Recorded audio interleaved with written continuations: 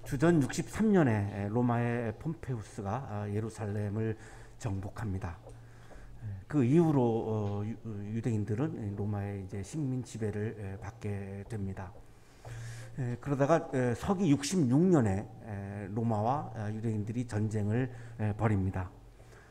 로마의 입장에서 보면 반란, 유대인들의 반란이라고 표현하고, 유대인들의 입장에서 볼 때는 세계적인 제국 로마와 유대인들이 전쟁을 한 유대 전쟁, 1차 유대 전쟁이라고 부릅니다. 3차 전쟁까지 계속 이어집니다.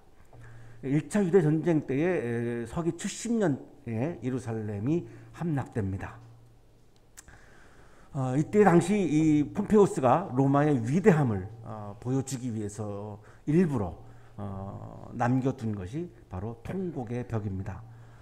우리가 이스라엘의 예루살렘에 가면 다 무너졌고 예루살렘 성전이 이 통곡의 벽만 볼 수 있는데, 그냥 자연스럽게 남아 있는 것이 아니고 로마에서 일부러 이 로마의 이 위대함을 보여주기 위해서 남겨놓아서 오늘날 우리들이 이렇게 볼 수 있고, 유대인들은 오늘날에도 이 앞에 가서 기도를 이렇게 하는 곳이기도 합니다. 70년에 로마 예루살렘이 이제 함락될 때에 한 1000여 명 정도의 일부 사람들이 끝까지 항복을 하지 않습니다. 이 마사다라고 하는 요새죠. 지금 사진으로 보고 계시는데 굉장히 고지대에 있는 그런 요새여서 여기 침공하기는 굉장히 거의 어려운 그런 지역입니다. 지형적으로 여기에 가서 끝까지 투항을 거부합니다. 73년에 티투스 로마의 장군이 이 마사다의 진입을 드디어 합니다. 3년 걸린 거죠. 맹렬한 저항을 예상을 했습니다. 들어갔는데 너무 조용한 겁니다. 아주 그냥 뭐 정막이 아주 깊을 정도로. 그리고 2명의 여인과 5명의 어린 아이만 나타났습니다. 숨어 있다가 발견되었습니다. 그리고 군인들이 960명이 있었는데 모두 다 스스로 목숨을 끊은 겁니다. 자유가 없는 삶은 차라리 죽음보다 못하다라고 하는 이들의 신념을 이런 방식으로 표현을 했습니다. 유대인 역사가 요세푸스가 유대인 전쟁사라고 하는 책에 이 장면들을 굉장히 자세하게 기록을 해 놓았는데요. 재밌는 표현들이 굉장히 많습니다. 그러니까 아주 뭐 여유만만하게 이렇게 하면 로마 군인들이 놀라겠지, 깜짝 놀라겠지, 뭐 이런 대화까지 아주 세세하게 기록이 되어 있는데요. 마지막 엘리에셀이라고 하는 리더가 모두 다 자살하기 직전에 마지막 연설을 합니다. 요세푸스 역사가가 이 연설문을 기록을 해 놓았습니다. 인용하겠습니다. 그러나 우리의 죗값을 저 극악한 적 로마 군의 손에 맡길 것이 아니라 우리 자신의 손으로 하나님께 돌려드려야 할 것이다. 먼저 우리 손으로 이들의 목숨을 끊은 후에, 여기 이들은 여성과 아이들을 먼저 자살하게 하기 때문에 이렇게 표현하고 있습니다. 우리 자신도 서로에게 고귀한 죽음을 선사하여 자유를 우리의 가장 아름다운 수위로 삼기로 하자. 엘레셀은 연설에서 자유의 소중함을 굉장히 아주 강하게 피력을 하고 있습니다. 다만 식량은 그대로 남겨두어 우리가 굶어 죽을 지경에 몰려서 죽음을 택한 것이 아니라 처음부터 결의했던 바대로 구속보다 오히려 죽음을 택했다는 것을 알려주자. 모든 자신들이 가지고 있는 소유물을 다 불태웁니다. 그런데 식량만 남겨놓습니다. 식량까지 태워버리면 먹을 게 없으니까 자살했지 이렇게 오해를 할까봐 식량만 남겨놓고 나머지 모든 소유물들은 다 불태우게 됩니다. 이 마사다 요새의 최후의 장면을 요세푸스는 유대인 전장사에 기록을 해놓고 있습니다. 인용하겠습니다. 곧이어 그들은 작별 인사를 나누었다. 그들은 눈물을 흘리며 자기 아내와 자식들을 끌어안고 마지막 입맞춤을 나누었다. 그리고 그들 모두를 죽여줄 10명의 사람을 뽑았다. 10명의 사람은 냉정하게 모든 사람을 죽인 후 제비를 뽑아 선출된 한 사람이 나머지 9명을 죽이고 마침내 자기 스스로 목숨을 끊어 결국 모두 죽기로 했다. 마침내 9명은 죽음을 맞이했다. 그리고 마지막 한 사람은 모두가 숨을 거두었음을 확인한 그는 우선 궁전에 큰 불을 질렀다. 그리고 온 힘을 모아 칼로 자기 자신을 찌르고 가족 옆에 쓰러졌다. 로마군은 죽은 적들을 보면서도 전혀 기뻐할 수 없었다. 오히려 그들은 유대인의 용기 있는 결단과 그렇게 많은 사람이 죽음 앞에서도 두려워하지 않고 굴종을 거부한 그 행동에 감탄했다. 얼마나 자유가 소중하면 나머지 있는 모든 한 1000여 명의 사람들이 죽음을 선택한 장면을 로마 군인들이 확인을 하면서 존경을 표하지 않을 수 없었다라고 하는 그런 표현들을 하고 있습니다. 그만큼 목숨과 바꿀 정도로 자유는 우리들에게 매우 소중한 것입니다. 하나님이 우리에게 선물로 주신 자유이고 자유의지를 주셔서 우리를 로봇처럼 기계처럼 하나님조차도 우리를 조종하지 않는 이 자유라고 하는 것은 우리 모두에게 굉장히 각 사람에게 소중한 것입니다. 바울은 오늘 성서일과 본문 고린도전서 8장 1절 3절까지의 말씀을 통해서 바로 이 소중한 자유에 관해서 말씀하고 있습니다. 그러나 바울이 강조하고 있는 자유는 자기만을 위한 이기적인 자유가 아니고 자기만을 위한 이기적인 자유가 아니고 이건 내 자유지. 그러니까 간섭하지 마. 자, 그런데 그것이 다른 사람에게 피해를 주는 경우는 자유라고 말할 수 없다는 것이 바울의 자유론입니다. 이웃을 위한 자유다. 자유라고 하는 것은 이웃을 위한 자유이지 나만을 위한 이기적인 자유는 진정한 자유라고 할 수가 없다라고 하는 것이 오늘의 성서일과를 통해서 바울이 우리들에게 가르쳐주고 있는 자유론입니다. 우리 그리스도인들이 굉장히 중요하게 다뤄야 하고 매우 소중하게 간직해야 되는 부분이라고 저는 생각합니다. 왜냐하면 우리 기독교인들이 잘못하면 이기주의자들이라고 비난을 받을 수 있는 요소가 너무나 많기 때문에 매우 조심해야 되는 부분이라고 생각이 되어집니다. 고린도는 상업과 무역이 아주 번창한 그리스의 항구 도시이죠. 지중해와 에게해를 연결하고 있기 때문에 굉장한 해상 무역이 발달했고 경제적으로 굉장히 부유한 도시였습니다. 주전 146년에 로마에게 점령당하고 이 고린도라고 하는 아주 오래된 이 훌륭한 고도시가 완전히 다 파괴되어 버립니다. 완전히 무너집니다. 그리고 나서 나중에 아우구스투스 황제가 다시 이 도시를 복구를 합니다. 그래서 요즘으로 말하면 신도시가 건설된 거죠. 완전히 폐허가 됐었기 때문에 완전히 새로운 도시, 신도시가 건설됐습니다. 그러니까 많은 사람들이 몰려들게 되죠. 그런데 기득권자가 없는 거죠. 새로운 신도시니까 모두 다 이주자입니다. 그래서 아주 서로가 자리를 먼저 잡기 위해서 치열한 경쟁이 벌어지게 되고 경쟁 속에서 살아가니까 이 고린도 시민들이 굉장히 삶에 지치게 되죠. 그러니까 위로가 필요하고 그래서 많은 종교들이 자연스럽게 이 고린도 도시에 유입을 하게 됩니다. 태양의 신 아폴로 신전이 세워지고 미의 여신 아프로디테 신전이 건설되고 치유의 신 아스클레피오스 신전 등 12개 정도라고 보는 분도 있고 훨씬 더 많은 신전이 세워졌다라고 그렇게 주장하는 분들도 있는데요. 굉장히 많은 신들이 세워졌습니다.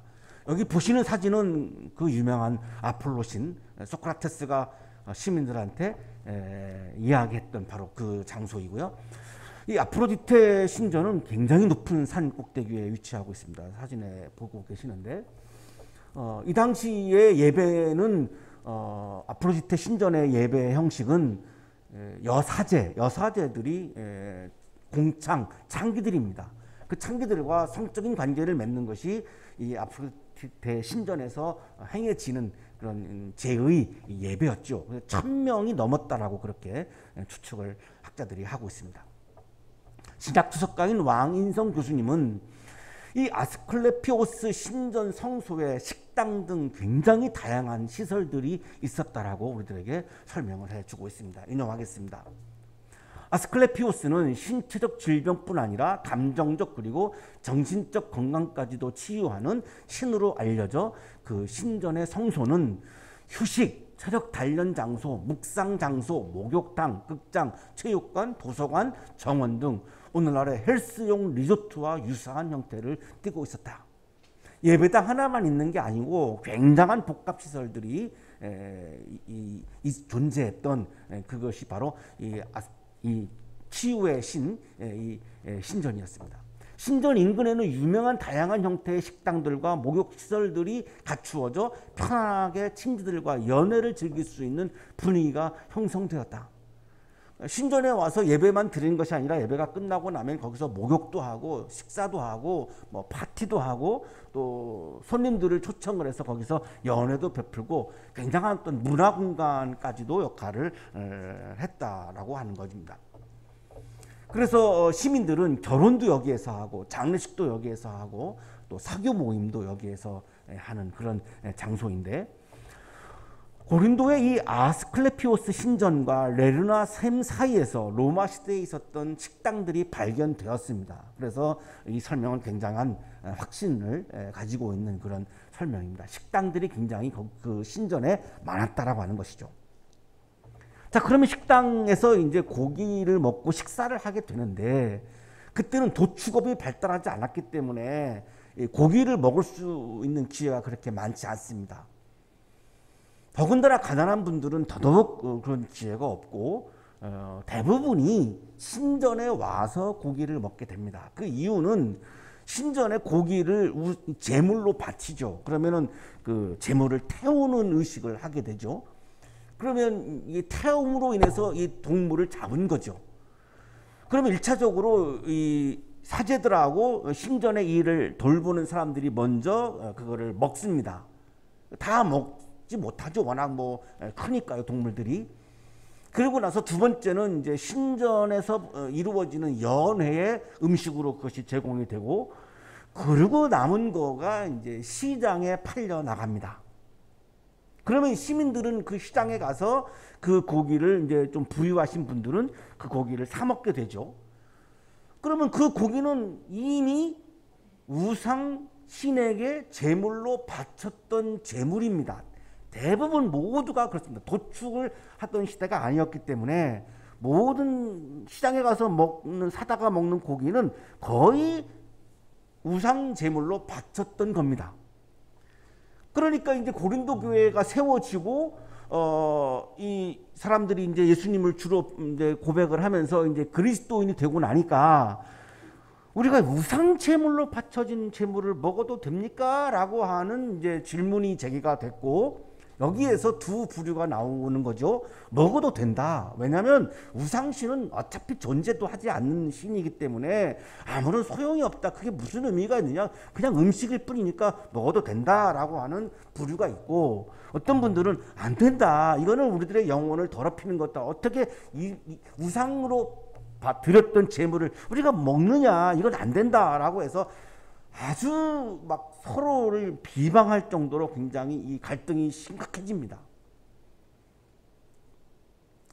대부분 지식이 많은 분들, 그리고 이제 믿음이 좋은 분들은 상관없어. 이거 먹는다고 뭐 내가 내 믿음에 뭐 아무런 지장이 없잖아. 이제 이 서신서에서 믿음이 강한 자라고 그렇게 표현하는 분들은 바로 이렇게 이것에 대해서 지식이 많은 사람들, 믿음이 이제 강한 사람들이고, 먹으면 안 된다라고 하는 사람들은 믿음이 약해서 아직도 습관적으로 우상신에 대한 믿음을 아직도 일부는 소유하고 있는, 그리스도인이 되었지만 또 마음 한켠에는 또 이렇게 우상을 예배한, 우상을 믿는 그런 믿음이 남아있는 사람들이 있죠. 오늘날에도 그리스도인들 중에도 가끔 이렇게 점집에 가서 점을 치는 분들이 계시죠. 오늘날에도 그게 아직도 그 습관적으로 남아있기 때문에 이분들은 우상을 믿는 부분이 있기 때문에, 우상을 인정하는 부분이 있기 때문에 우상 제물을 먹는 거에 대해서 굉장히 꺼림칙함을 느끼는 겁니다.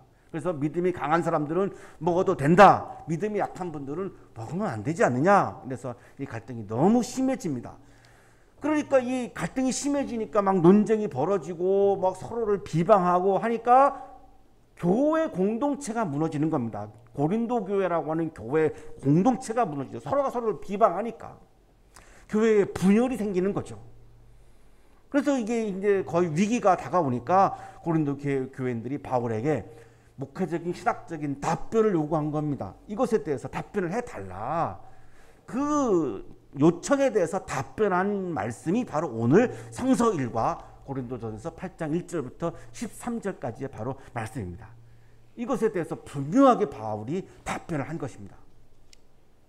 우상에 바친 고기에 대하여 말하겠습니다.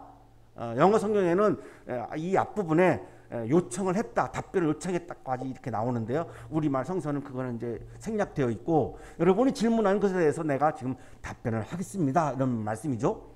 우리 모두가 지식이 있는 줄로 알고 있습니다. 지식은 사람을 교만하게 하지만 사랑은 덕을 세웁니다. 고린도 교회에 굉장히 헬라 철학의 기반이 튼튼하기 때문에 굉장히 지식이 많은 사람들이 교회 안에 굉장히 많죠. 그러니까 그런데 바울의 강조점은 지식만으로는 우리가 신앙생활하는 게 충분하지 않다. 그리스도인에게 지식보다 더 중요한 덕목은 사랑의 실천이다 라고 답변합니다. 그 이유는 지식은 사람을 교만하게 해서 공동체의 갈등을 일으키고 공동체를 분열시키는 부분이 있지만, 사랑이라고 하는 것은 덕을 세우고 교회 공동체를 튼튼하게 세우는 힘이 사랑에 있기 때문에 그리스도인에게 덕목은 지식보다 사랑의 실천이다라고 강조하는 겁니다. 여기 덕을 세우다라고 하는 이 표현은 그리스어로 오이코도메오인데, 신약주석가인 김영복 목사님이 이 오이코도메오는 공동체를 세우는 것을 의미한다라고 그렇게 설명을 해줍니다. 여기서의 오이코도메오는 공동체를 세운다는 뜻으로 이해해야 더 옳을 것이다. 이 덕을 세운다라고 하는 이 표현 속에는 이미 고린도 교회의 갈등에서 질문이 나온 거기 때문에, 사랑은 우리 교회를 세워나가지만 지식은 우리 교회를 무너뜨릴 수 있는 위험이 많다. 그래서 교회에는, 그리스도인은 지식보다 사랑의 실천이 더 중요하다. 지금 이렇게 바울이 강조하고 있는 거죠. 자기가 무엇을 안다고 생각하는 사람은 아직도 그가 마땅히 알아야 할 방식대로 알지 못하는 사람입니다. 지식이 많은 사람들은 그 지식이 옳지만 그런데 아직 지식이 많은 사람들도 모르는 차원이 있다. 그 모르는 차원이 있고 모르는 방식이 있는데, 그것은 바로 사랑의 차원, 사랑의 방식을 모르고 있다.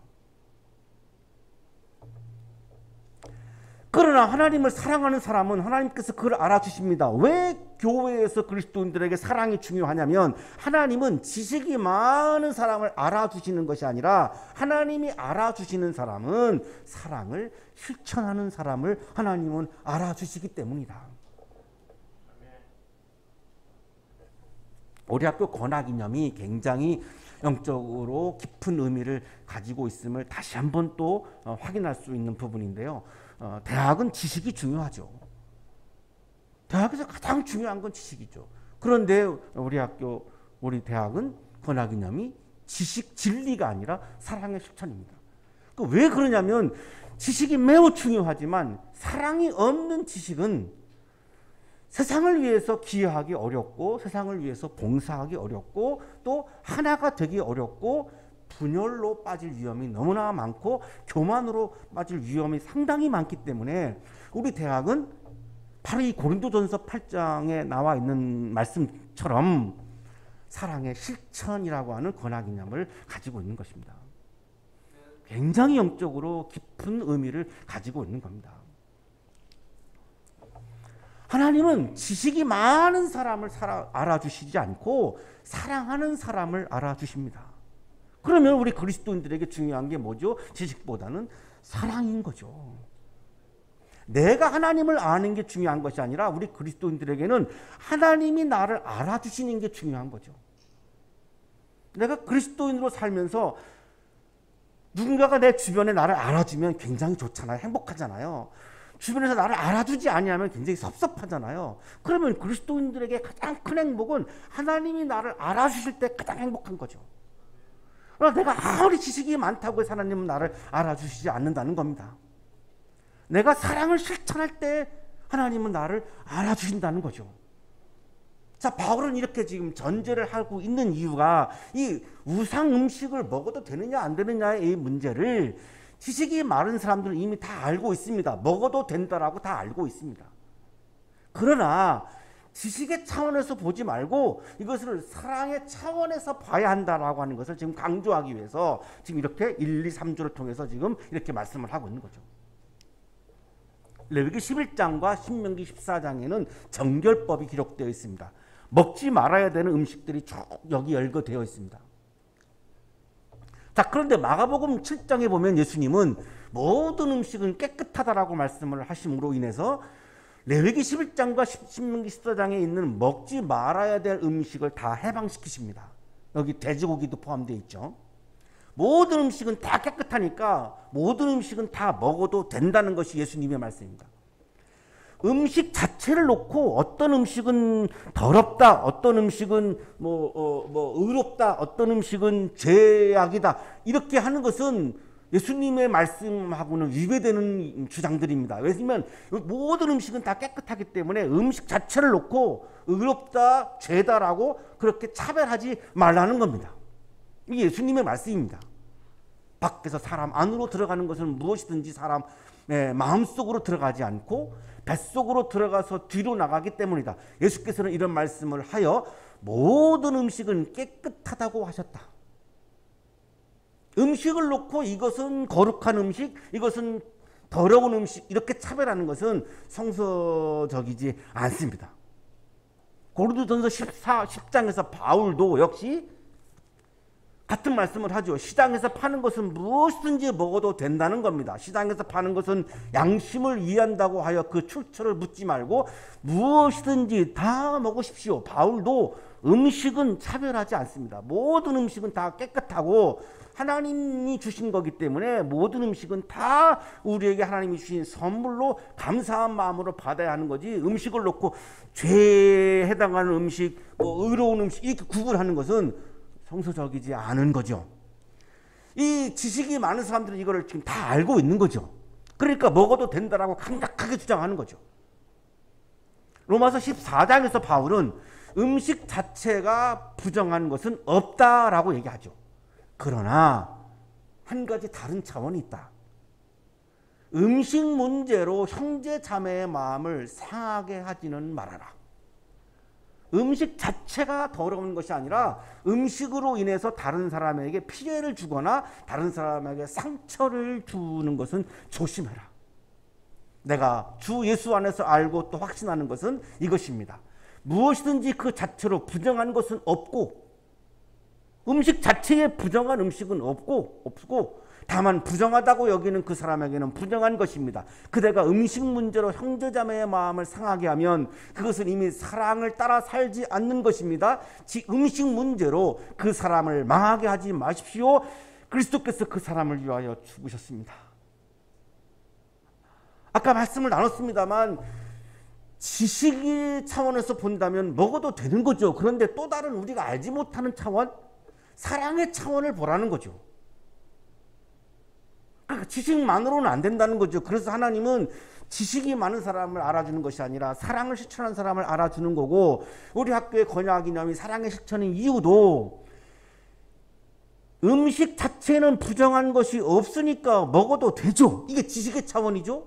그런데 지식만으로는 안 되는 것이, 그것 때문에 상처받는 사람이 있다면 내가 이 자유를 유보할 수 있어야 되는 것이 그리스도인이기 때문에 사랑의 차원이 없는 지식은 그래서 오히려 세상을 삭막하게 하고, 사랑이 없는 지식은 아주 이기적이고 교만에 빠질 위험이 많기 때문에 사랑의 실천을 우리 대학이 강조하고 있는 겁니다. 우리는 무엇이든지 먹을 자유와 권한이 있습니다. 개인적으로 뭐든지 다 먹을 자유와 권한이 있죠. 누가 그것을 감히 간섭하겠습니까? 지식의 차원으로 본다면 제사 음식을 먹어도 됩니다. 이게 먹어도 된다라고 주장했던 사람들의 이 근거죠. 그러나 바울은 교회 공동체를 생각하고 있는 겁니다. 지금 분열이 일어나가지고 교회가 위기에 빠지게 되어 있으니까 자, 지금 교회를 살려야 되는데 여기에서 이것이 지식이라고 이것이 옳다라고 막 주장하는 것은 그러면 교회는 다 망가져도 된다는 말이냐? 이런 마음이 지금 바울에 굉장히 많은 거죠. 지식의 차원에서 그래 오라 하지만 교회를 살려야 할 거 아니냐, 공동체가 중요하지 않느냐, 형제 자매가 상처받지 않게 해야 될 거 아니냐, 내 지식이 세상을 위해서 기여하는 지식이 되어야지, 내 지식이 사람들에게 상처를 주는 지식이라면 그 지식이 무슨 의미가 있느냐. 그래서 제사 음식에 관한 문제를 지식의 차원이 아니라 사랑의 차원에서 보라고 지금 바울은 말씀하는 거죠. 사랑의 차원에서 볼 때에 제사 음식을 먹는 것을 보면서 상처를 받는 이웃이 있다면 공동체를 위해서 나에게 주어져 있는 자유와 권한을 내 스스로, 누가 강제할 수 없기 때문에 내 스스로 자제하는 것이, 그것이 바로 아름다운 그리스도인이다라고 하는 것을 강조하는 겁니다. 이건 제사 음식뿐만이 아니라 우리가 살아가면서, 그리스도인으로 살아가면서 모든 분야에 해당합니다. 나에게 주어져 있는 권한, 나에게 주어져 있는 자유 매우 소중합니다. 우리가 서로를 그걸 지켜줘야 되는 아주 소중한 거죠. 자, 그러나 나에게 주어져 있는 자유와 나에게 주어져 있는 권한이 다른 사람에게 피해를 주는 경우가 발생한다면 내 스스로 그것을 절제하고 유보할 수 있어야 그것이 아름다운 그리스도인 거죠. 우상에게 바친 고기를 먹는 일을 두고 말하면 우리가 알기로는 세상의 우상이라는 것은 아무것도 아니고 오직 하나님 한 분밖에는 신이 없습니다. 기독교 신앙에서는 하나님이라고 하는 분밖에 없고 다른 신은 존재하지 않는다고 보기 때문에 우상에게 바쳐진 제물, 우상이라고 하는 신이 어차피 없는데 그게 무슨 의미가 있느냐. 그러니까 먹어도 된다라고 생각할 수 있습니다. 그게 이제 지식이 많은 사람들의 강조였고 주장이었죠. 그래서 그들은 당당하게 신전에 와가지고 그 고기를 막 먹은 거죠. 아무런 거리낌이 없으니까요. 어차피 우상신은 존재하지 않으니까요. 그러나 누구에게나 다 지식이 있는 것은 아닙니다. 그러나 이런 음식에 대한 지식을 다 가지고 있는 게 아니고 어떤 사람들은 지금까지 우상을 섬기던 관습에 젖어 있어서 그들이 먹는 고기가 우상의 것인 줄로 여기면서 먹습니다. 그들의 양심이 약함으로 더럽혀지는 것입니다. 평생토록 우상 제물을 먹으면서 우상에게 예배를 드렸다가 이 고린도 헬라인들 중에 회심을 통해서 예수를 믿게 된 사람들은 아직도 내가 하나님을 믿지만 우상을 믿는 관습이 남아있죠. 시골에 가면 우리 그리스도인들 중에 그 무신적인 것을 믿는 그리스도인들이 상당히 많습니다. 그건 너무나 자연스러운 겁니다. 비방할 수가 없고 그냥 남아있죠. 그게 좋은 건 아니지만 어쩔 수 없는 부분으로 남아있는 거죠.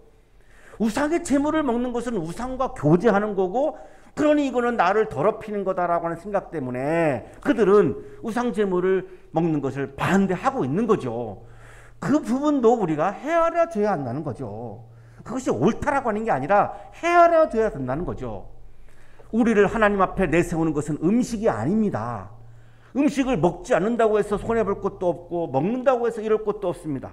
음식 문제는 하나님 신앙과 아무런 관련이 없다는 겁니다. 어떤 음식을 안 먹는다고 내가 하나님과 더욱더 가까워지고 어떤 음식을 먹는다고 해서 내가 하나님과 더 가까워지고 전혀 그런 게 없다는 거죠. 어떤 음식을 먹었다고 해서 하나님이 나를 심판하시는 것도 아니고 음식은 우리들의 신앙과는 전혀 관련이 없다는 겁니다. 신앙인들에게 관련이 있는 것은 이웃이지 음식이 아닌 거죠. 음식물을 가려먹는다고 하나님이 나를 칭찬할까요? 내가 어떤 거를 먹는다고 하나님이 나를 막 진노하실까요? 전혀 하나님은 음식 문제 갖고는 문제 삼지 않는다는 거죠. 따라서 바울이 강조하는 것은 우상에게 바친 음식을 먹거나 먹지 않는 것은 중요한 문제가 아니다라고 말하면서 먹어도 된다라고 하는 사람들의 입장을 좀 받아주고 있죠. 받아줍니다. 그거를. 맞다 그래. 너희들이 알고 있는 대로 먹어도 돼.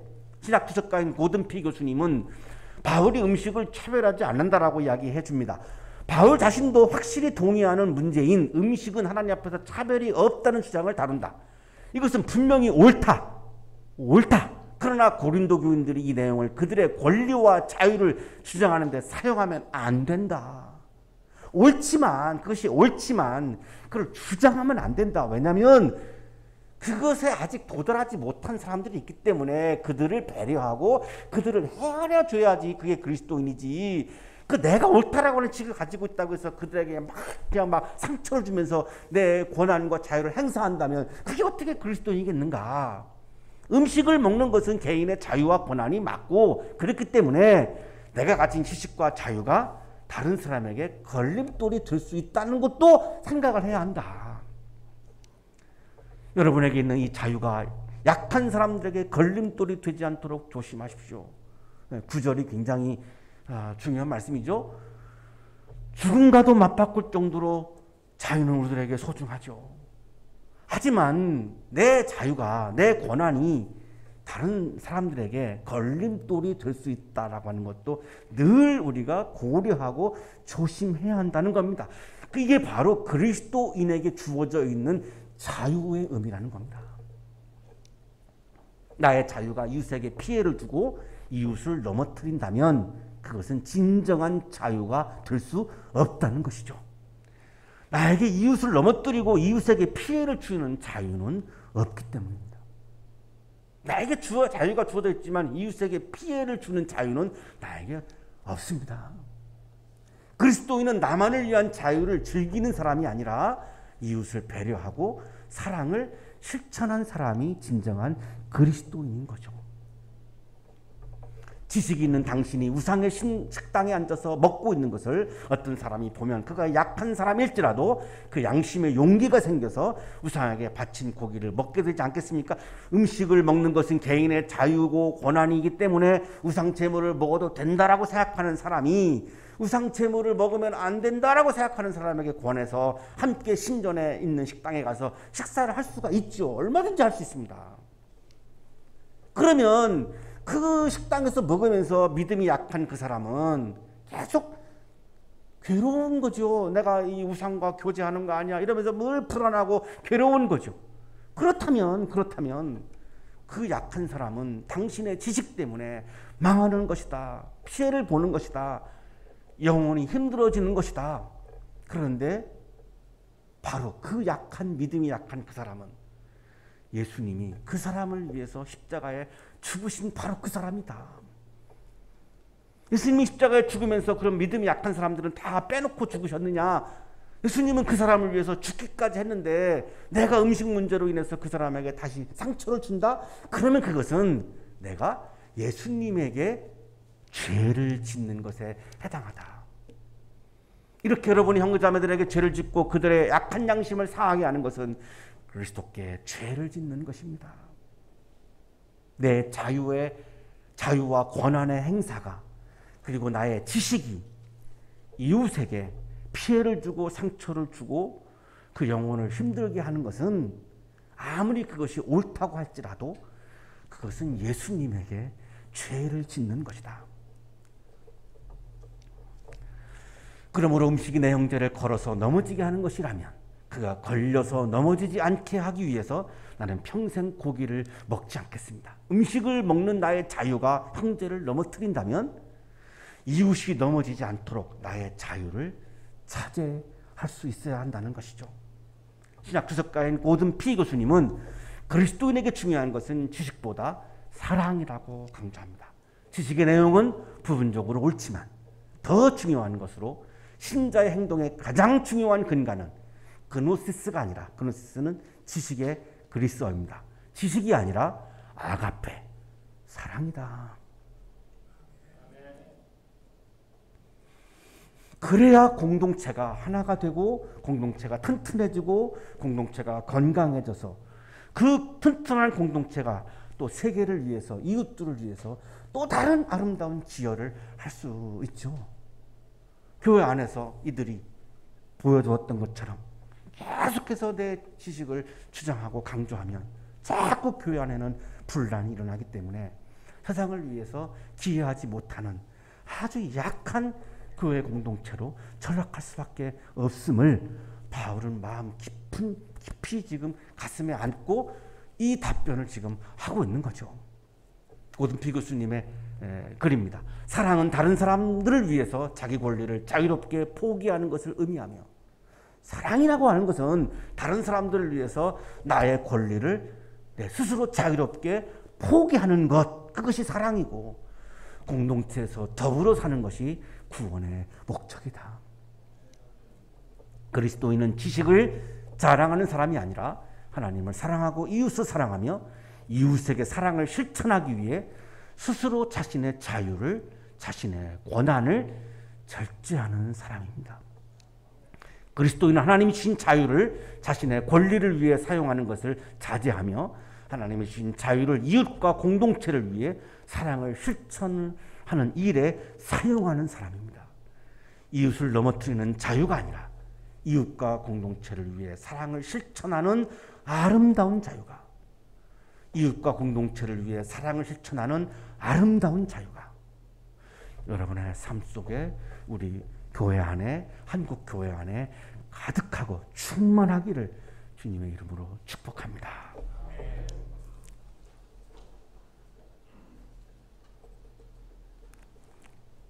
거룩하신 주님, 자유를 선물로 주셔서 감사합니다. 주님이 주신 선물, 이 자유를 나의 이기적인 일에만 사용하지 않게 하시고 하나님을 기쁘게 하는 일에, 이웃을 기쁘게 하는 일에, 공동체를 세우는 일에 아름답게 사용할 수 있도록 우리에게 주신 자유가 더욱더 아름다운 자유가 되도록 은혜 내려 주옵소서. 예수 그리스도 이름으로 기도하옵나이다.